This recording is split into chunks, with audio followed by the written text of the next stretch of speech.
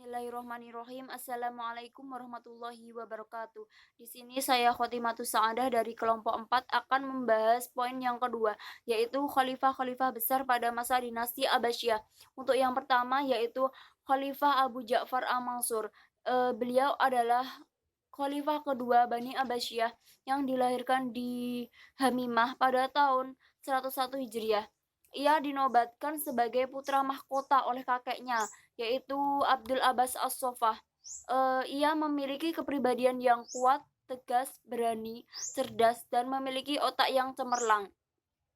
Setelah menjalankan pemerintahan selama kurang lebih 22 tahun, pada tanggal 7 Zulhijjah tahun 158 Hijriah, Al-Mansur wafat ketika perjalanan menuju Mekah untuk menunaikan ibadah haji pada usia 57 tahun.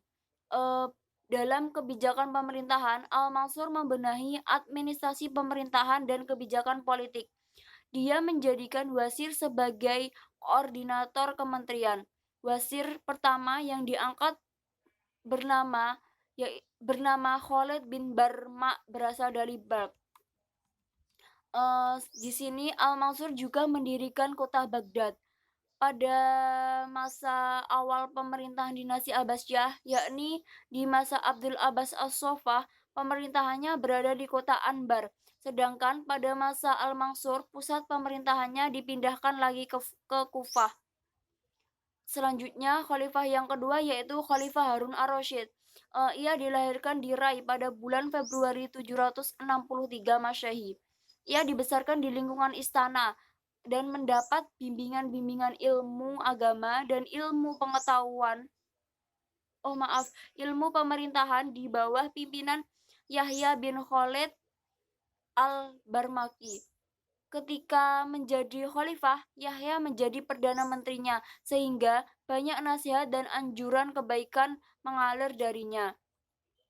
Khalifah Harun Ar-Rasyid diangkat menjadi khalifah itu umur 23 tahun. Khalifah Harun Ar-Rasyid memiliki kepribadian yang sangat mulia. Sikapnya tegas, mampu mengendalikan diri, tidak emosional, dan berperasaan sangat halus, dan memiliki sifat yang toleran. Untuk khalifah yang ketiga yaitu Khalifah Abdullah Al-Ma'mun. Khalifah Abdullah Al-Ma'mun sering dipanggil dengan nama Al-Ma'mun. Ia dilahirkan pada tanggal 15 Rabiul Awal. Al-Ma'mun termasuk anak yang jenius. Sebelum usia 5 tahun, ia mendapat pendidikan agama dan baca Al-Quran dari dua orang ahli yang terkenal yang bernama Kasai Nahfi dan Yasidi.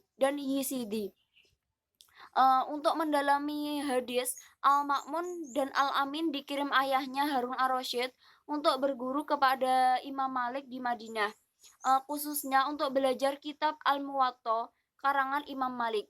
Selanjutnya untuk poin yang C yaitu kemajuan-kemajuan dinasti Abbasiyah. Untuk kemajuan yang pertama yaitu kemajuan dalam administrasi pemerintahan, militer, dan kebijakan politik. Di sini dalam administrasi pemerintahan dan militer, agar semua kebijakan pemerintahan berjalan dengan baik dan lancar, Khalifah dinasti Abbasiyah memperbarui administrasi pemerintahan, sistem politik, dan tatanan kemiliteran. Perbaikan administrasi pemerintahan masa khalifah ini dikhususkan untuk meningkatkan pelayanan publik dan juga memperkuat sistem koordinasi dan kerjasama lintas sektoral. Untuk yang kedua yaitu sistem politik. Di sini sejarawan telah membagi silsilah Khalifah Abbasiyah menjadi 4 periode yang disesuaikan dengan perubahan politik, sosial, budaya, yaitu yang pertama periode 1 atau periode pengaruh Arab dan Persia 1. Untuk periode kedua atau periode pengaruh Turki 1. Untuk periode ketiga atau pengaruh periode Persia 2. Untuk kemajuannya dalam bidang sosial, ekonomi, dan budaya.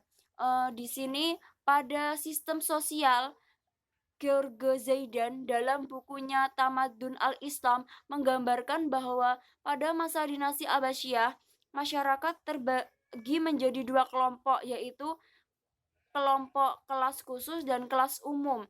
Di sini kelas khusus yang terdiri dari khalifah, keluarga khalifah, Bani Hashim, para pejabat, para bangsawan dan yang bukan Bani Hashim yaitu Bani Quraisy, para petugas khusus seperti anggota tentara dan para pegawai istana.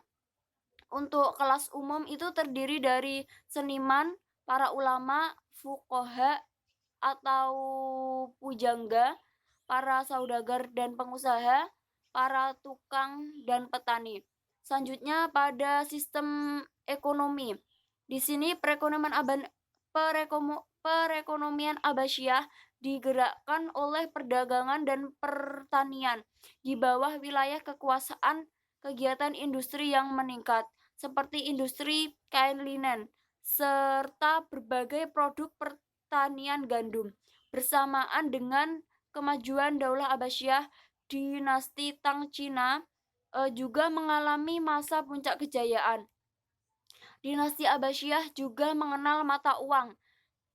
Khalifah Abbasiyah yang pertama mengeluarkan dinar adalah Abu al-Abbas Abdullah bin Muhammad. Untuk sistem budayanya yaitu terdiri dari 4 unsur kebudayaan yang mempengaruhi bangunan kebudayaan pada masa Abbasiyah, yaitu kebudayaan Persia, kebudayaan India, kebudayaan Yunani, dan kebudayaan Arab. Untuk kemajuan dalam bidang pendidikan dan perpustakaan. Di sini pada masa Abbasiyah, penyelenggaraan pendidikan dasar itu pada nama yang dinamakan kutab. Umumnya terpadu dengan masjid. Bahkan di sini masjid sering difungsikan sebagai sekolah dasar. Sedangkan untuk tingkat pendidikan lanjutan, Khalifah Al-Ma'mun membangun di Baiat Al-Hikmah. Ini merupakan lembaga pendidikan menengah pertama dalam Islam.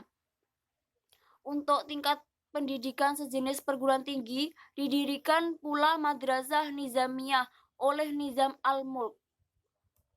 Selanjutnya pada perpustakaan. Pada masa Abbasiyah, masjid berfungsi sebagai pusat pendidikan, sekaligus sebagai tempat penyimpanan buku. Buku itu sendiri diperoleh dari hadiah-hadiah atau hasil pencarian dari berbagai sumber. Salah seorang penyumbang buku ketika itu bernama Khatib Al-Baghdadi, seorang sejarawan terkenal yang memakofkan buku-bukunya untuk umat Islam.